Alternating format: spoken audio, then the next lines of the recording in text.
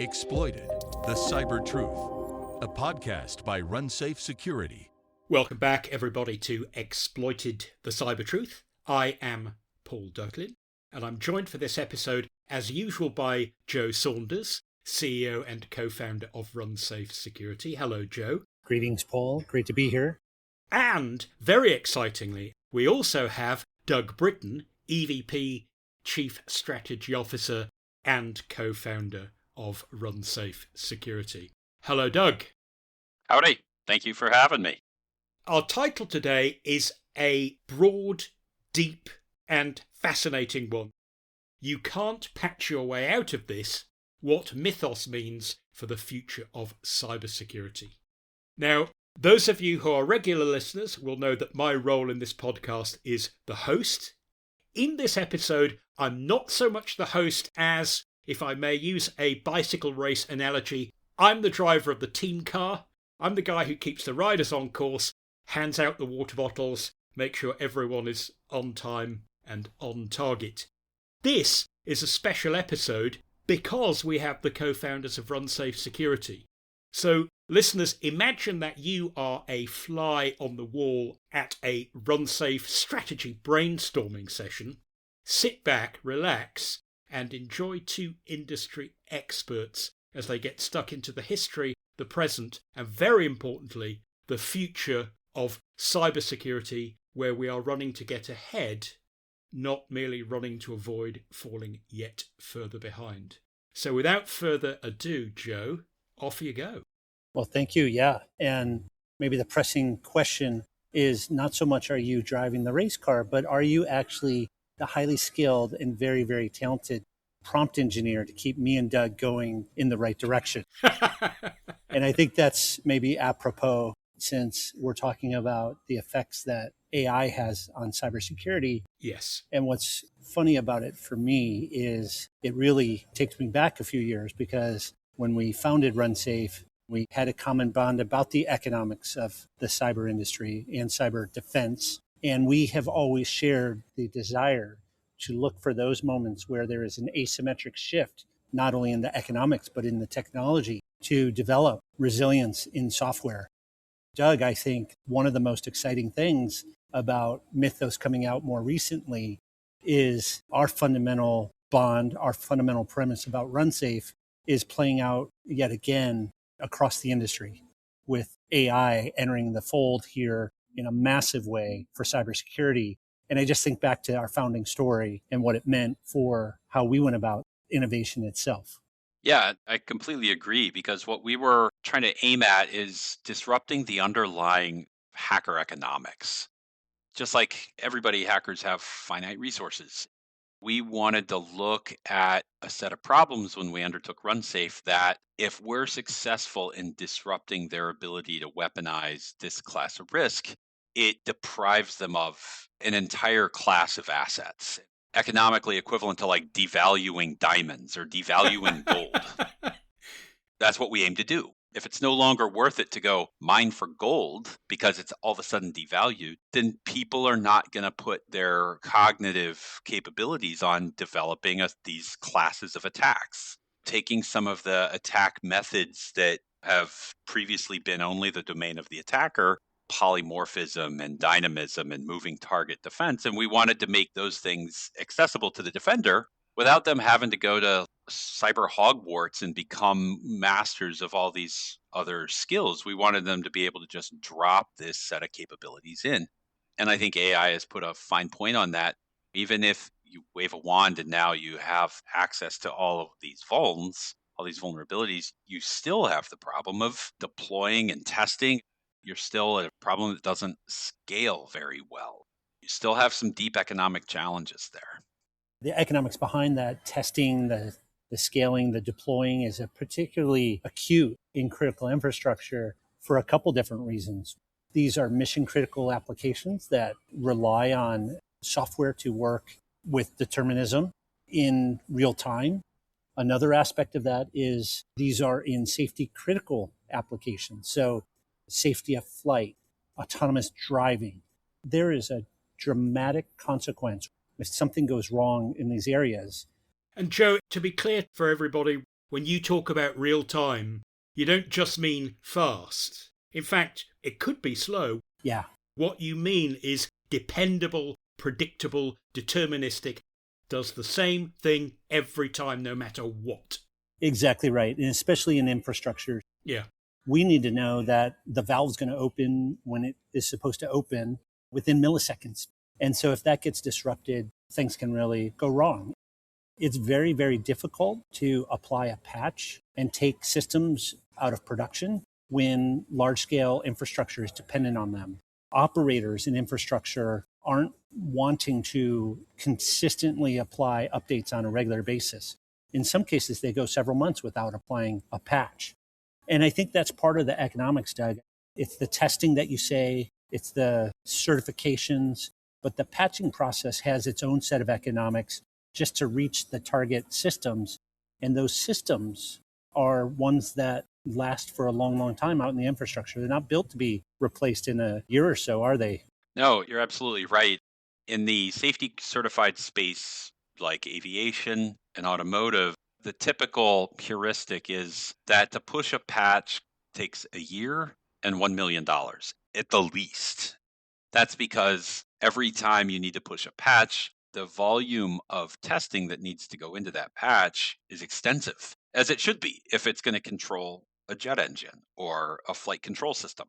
The challenge is the tsunami of exploits that are now being publicized is going to cripple the security of these safety certified systems, especially if you're increasing the volume of patches, not by one or two a year, but by 500x per year. You need things that reset those economics again in favor of the defender so that you are able to have systems run reliably in these safety certified spaces where there's vulnerability agnostic approaches that even if vulns exist, they cannot be weaponized. And our goal in the company wasn't to just chase the next one vuln. It was to render an entire class of cyber weapon assets inert. And imagine the fear of a manufacturer who is subject to regulatory requirements or compliance requirements when they face, as you say, a tsunami or an exponential increase in vulnerabilities, and they still have to stay in compliance. And so an organization thinks, oh, I'll just counter AI with AI, or I will add more people to the problem because I have to solve it. And therein lies the dilemma, the economic dilemma for a manufacturer. Maybe this brings us to our second topic. What is the state of the alternatives? And today, if I may suggest, inside the embedded software ecosystem, they might be scanning their software, doing software composition analysis. They might be generating a software bill of materials and trying to identify vulnerabilities associated with that. And they also might be doing static analysis. I guess it's our experience, Doug, and everyone we talk to, that those three disciplines, they have two problems with them. One is the lines between those solutions are blurring, they're starting to overlap, and AI is disrupting all three of them. And so they don't have a defensible position that makes economic sense anymore. AI is going to undermine a lot of companies and the confidence of manufacturers in the space that will look for alternatives to identify vulnerabilities. So with AI entering the fold and these solutions already blurring, to me, the economic message is probably a lack of differentiation and a race to the bottom on price. What we're seeing now is that some software that's nearly 30 years old, the oldest example that's been recently publicized in a series of announcements around Anthropic and Mythos, 26 years old, that software had undoubtedly been tested thousands of times and bugs remained. A manager could look and give themselves the illusion or the patina of comfort that because I've tested, I'm good. Our customers are already having conversations with us that that's no longer actually a defensible position. If it's no longer resolved that testing equals found things, then the underlying principle of affirmative governance there is undermined dramatically. What is now the objective? I tested, I've covered my rear, or is the goal to say I feel confident doing commerce in a way where the pace of vulnerability generation and the time it takes to generate an exploit is falling. No, boss, we're good. We can keep moving out with product releases. Oh, I checked the box. We tested. We're good. Yeah, 100%. And it reminds me of one of my favorite cartoon videos, Wile E. Coyote Super Genius.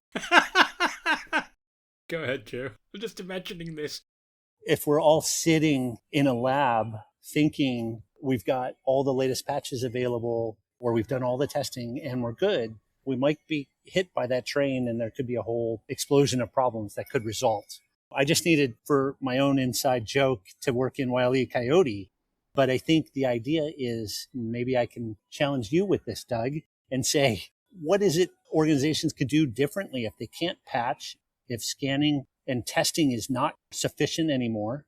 What are the options? And of course, it's run safe. They should just run safe. If you go back to our founding principle and the challenges people face, if testing and scanning doesn't catch enough of the problems and AI is the train that's coming, what can people do? You laid out the first couple of legs of that problem. If testing doesn't find everything, patching is expensive. It's assumption, implicit and false, that the attackers are not weaponizing the vuln until it's known. You have this train of bad assumptions and bad constructs around security. Some operating systems, Windows and Android and Apple, for highly connected devices, even those can't keep up with the pace of exploit development, but they have a reasonable chance of being able to get a patch to a system. But for just about everything else in the world, the time between the patch being released after it's been tested, et cetera, to when it gets on deployed systems is thousands of times longer than it takes to create an exploit. And with highly industrialized criminal elements that are able to get the exploit quickly and then get it deployed, you need something that is going to take a whole class of risk off the table. Trying to chase bug at a time. I don't know how somebody in good conscience tells the leadership of their organization, if they're a fiduciary, that we're good in a hunt and peck, respond based approach where we're going to just try and patch our way out of this. Doug, would you agree that in terms of exploits against embedded systems, you're generally much closer to weaponizing them, if you like, than you are for something, say, like an iPhone? Because even a very basic vulnerability like a denial of service could put you out of specification for your real-time response. So you don't always need the same level of control that you would have to get with, say, somebody's iPhone to spy on what they're doing to cause an enormous amount of disruption. What product managers have previously relied on as a layer of sort of security, if you will, in the embedded and control system space is the assertion that exploitation of those vulns is harder, and thus fewer people can do it. It wasn't a valid assertion originally. No, it wasn't. But it is demonstrably less valid. If one person can do it, anybody can do it, because that one person just has to tell the other people how to do it, right? And sell it. Yes. And just post it. It's just a demonstrably false assumption that weaponizing these is harder, because now you can just ask AI to weaponize it for you. That's a real challenge. And the problem is in the industrial control system space and the weapons system space, national security space, these systems simply are not updated with the same frequency. The attacker, they've got years. They can plan their attack very patiently. The need is whole of class risk reduction. That's what product managers need to focus on. Yeah, and you bring up national security, and I think about nation state attackers.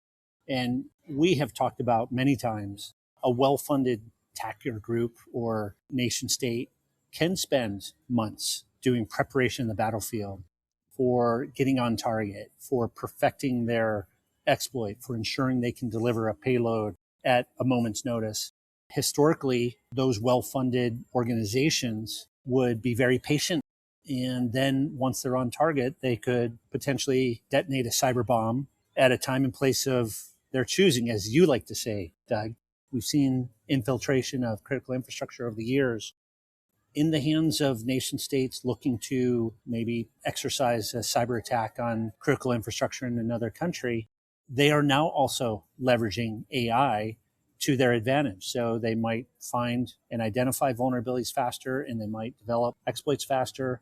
With that, yes, they might have to still do the preparation of the battlefield, but they might be able to distribute things sooner, faster, and get on target in faster ways. There isn't anything better in my mind than someone spending 6 months, 12 months planning for an attack, and then suddenly the landscape changes on them and they don't know why their highly reliable exploit now fails. That's part of the exciting thing here. If AI is going to accelerate those nation states, it's going to help condense some of the investment that they need to make as much as it does for defenders to figure out how to protect systems. We still need a way to disrupt nation states, even if they can accelerate their ability to execute in the first place. Joe and Doug, do you want to say something at this point about where you think the market is going from the secure by demand angle, where the people who are buying devices are requiring security rather than just waiting for security in design?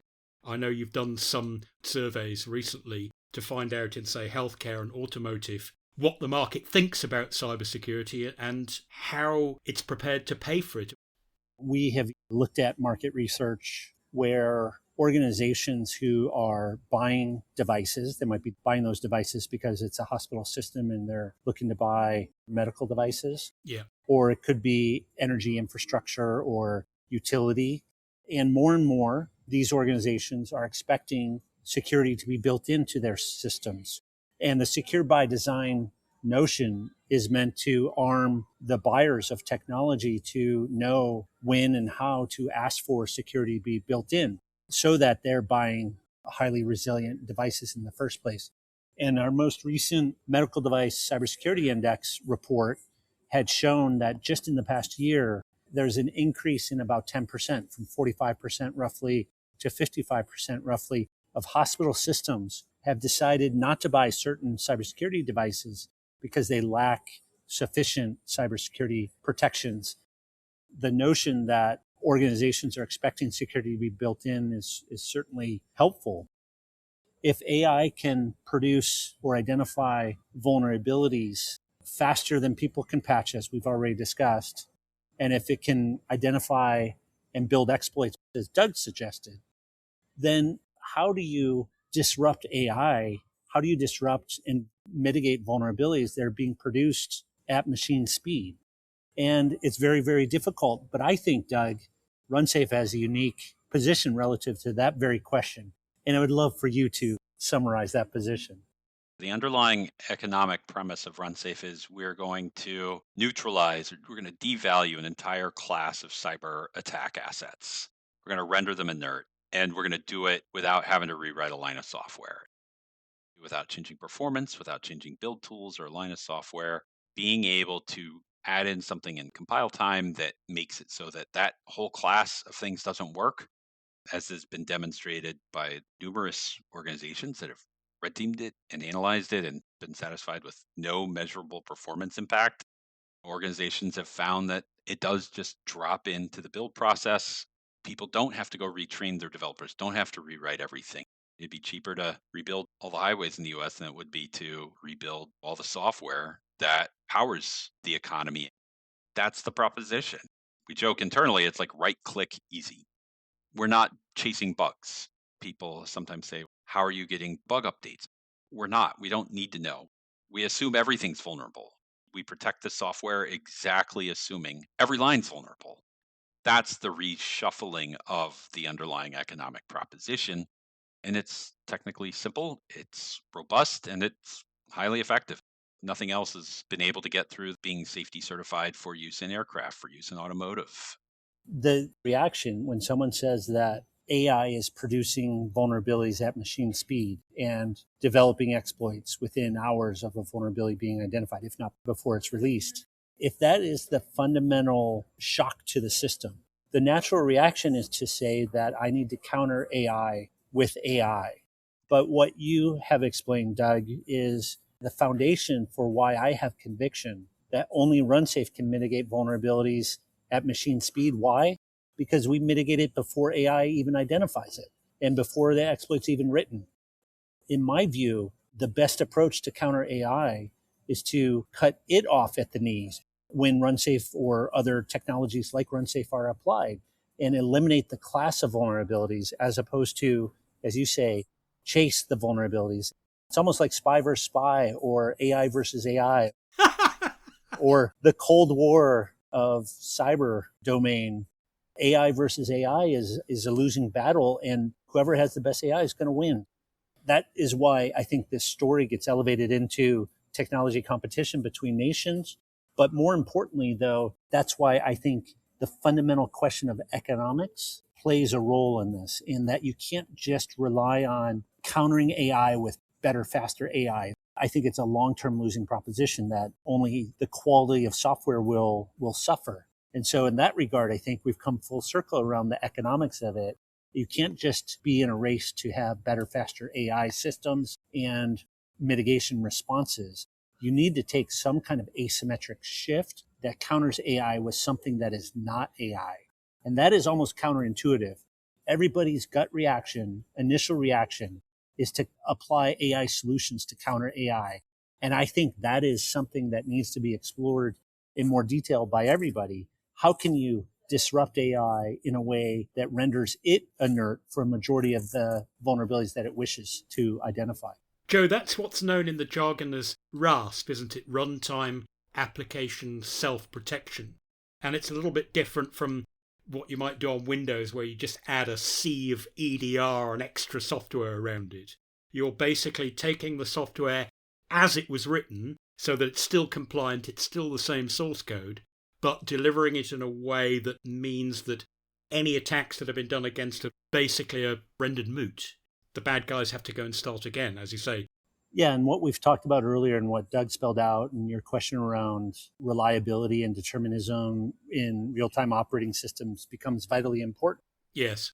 RASP actually could have some negative connotation for a number of people in that you might be relying on some kind of software agent or some kind of additional logic on device that might slow it down or change its behavior.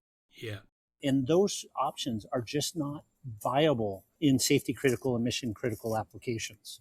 It's just not allowed because you need to have determinism in the way that the autonomous system operates or the aviation system or the flight control software. You can't just easily add new software agents, software components because it changes behavior. And then as Doug spelled out earlier, the other problem is you can't necessarily increase the hardware.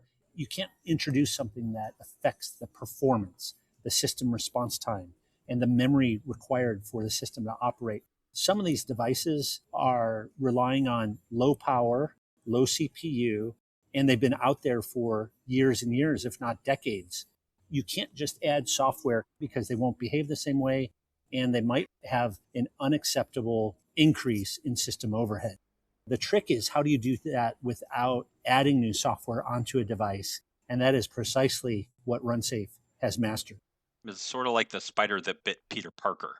It rewrites his DNA, but if Peter Parker's your friend, the day after he got bit, doesn't look like a different person. He's just still Peter Parker. But now his DNA has this extra muscle tissue that, I know I'm mixing metaphors there, but has this extra capability so that he's able to respond under duress. But when things are normal, he's just the same old kid. When under attack, there's new abilities built in to the developer. It's a non-change. They don't have to change the readability of their code. They don't have to change the complexity of the code, add new functions, add new variables, restructure things. That's why this works. So, Doug, if you had a magic wand and could paint a perfect world for cybersecurity, what would that include? Puppy dogs and unicorns. Don't start singing, Doug, whatever you do. Oh, well, that's too bad. Our house, we love Hamilton, so we'd like to be in the room where it happened. No, what I would be excited about is for embedded device, for hardware, you'd want secure boot. You'd want to understand the entire attack chain. What is an attacker trying to do? They're going to try and get on your device. They're going to try and maintain persistence. They're going to try and get predictable interruption of execution. They're going to surveil your system. So you're going to want to think about each layer of the attack of the kill chain and figure out how you can disrupt each one. You're going to want to disrupt their ability to get persistence. You're going to want to disrupt their ability to surveil the system from a standoff range. You're going to want to be able to disrupt their ability to send packets at it and have it behave in the way they expect.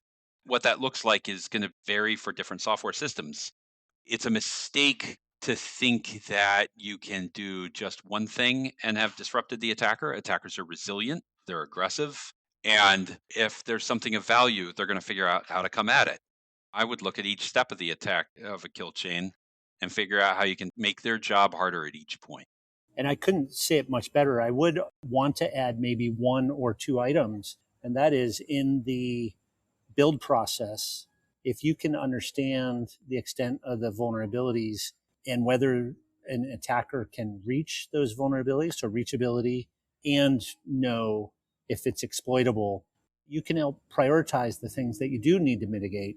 And when you can take off the table based on reachability and exploitability 70, 80% of the problem and focus in just on the limited ones that you need to worry about, then the economics are far better. The other angle to that in my mind is when I think about static analysis, the problem I see is that it misses a lot of vulnerabilities and it creates a lot of false positives. So static analysis is not going to survive in an AI world. And at the same time, I don't think generalized large language models, even if they're good and built around good code bases, do necessarily and inherently understand reachability and exploitability. And so if there's sort of a perfect world in between AI identifying vulnerabilities and static analysis identifying vulnerabilities, it's something that identifies vulnerabilities that are both reachable and exploitable so that people don't waste any time. I think that is the formula for reducing the overall economic cost to support embedded systems. That is the additional area that I hope somebody comes out with a solution to identify only the ones that matter, and the ones that are exploitable and reachable can be worked themselves instead of a big mess of vulnerabilities that could just waste people's time. Joe, I think that makes a fantastic point on which to end. What both of you have made clear is that it's not just a question of continuing the old battle and letting it go on. We can and should work harder if we wish, but we absolutely have to work smarter and differently, because just chasing patch after patch and just running to keep up, it's never really worked. And in a Mythos-enabled world, I think everyone has now begun to realise that. So, Joe and Doug, where should people go if they want to find out more about the tools that RunSafe can provide? Well, Doug lives in Maryland, and you should probably visit him at his house. But if you don't want to do that, you can find all of us at runsafesecurity.com and learn about the best ways to disrupt cyber attackers and to work faster than AI trying to introduce vulnerabilities at machine speed. runsafesecurity.com. So thanks so much, Joe and Doug, for your passion, your deep knowledge and concern and willingness to take us to a better world.